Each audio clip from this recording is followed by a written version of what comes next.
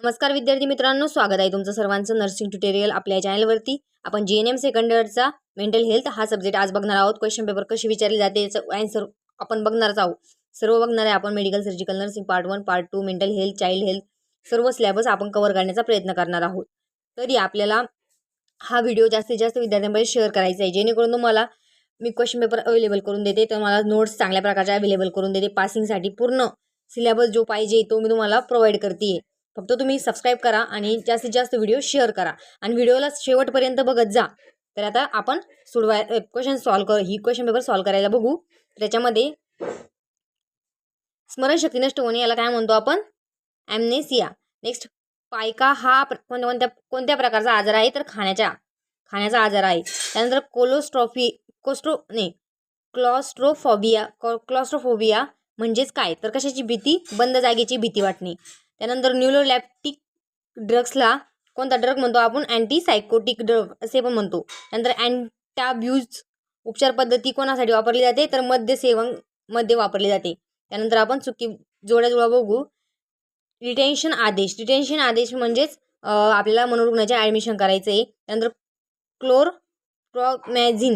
क्लोरप्रॉमॅझिन तर हे एक ड्रग्स आहे। तर ड्रग्स कोणतं आहे? अँटीसायकोटिक ड्रग आहे। मेंटल रिटार्डेशन, तर मेंटल रिटार्डेशनसाठी तुम्ही काय वापरणार आहे? मेंटल रिटार्डेशनसाठी तुम्ही काय वापरणार? रिटार्डेशन म्हणजेच कमी होणे किंवा कमी बुद्ध्यांक क्षमता वापरणार आहे। त्यानंतर मनोविकार तपासणी, तर याच्यामध्ये मेंटल स्टेजेस येईल मनोविकार तपासणीमध्ये। त्यानंतर व्यक्तिमत्वासाठी 4 नंबरचं स्किझॉइड। त्यानंतर चुकी बरोबर बघणार आहोत आपण आता। तर धडधडणे व घाम येणे हे पॅनिक अटॅकचे साधारण लक्षण आहे। तर हे चुकी बरोबर आहे, सांगा तुम्ही।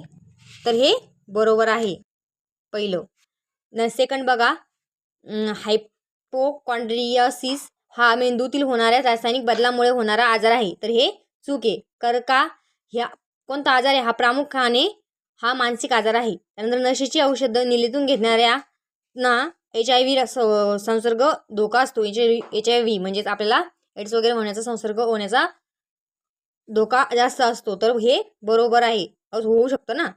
त्यानंतर स्वतःच्या विचित्र वागणुकीचे ज्ञान असणे याला इनसाइट होय।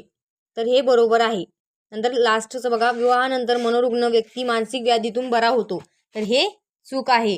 हे एक सामाजिक मिथक आहे, म्हणजे हे चुकीचं आहे। त्यानंतर तुम्ही बघू शकता क्वेश्चन पेपर काय काय विचारलेलं क्वेश्चन पेपरमध्ये। स्किझोफ्रेनियावर आलेलं आहे, नैराश्यावर आलेले आहे आणि फरक स्पष्ट करा विचारलेले आहे। त्यानंतर टिपा दिलेले 5, त्यापैकी 4 लिहायचे आहे। अशा पद्धतीने आपण क्वेश्चन पेपर बघितलेली आहे।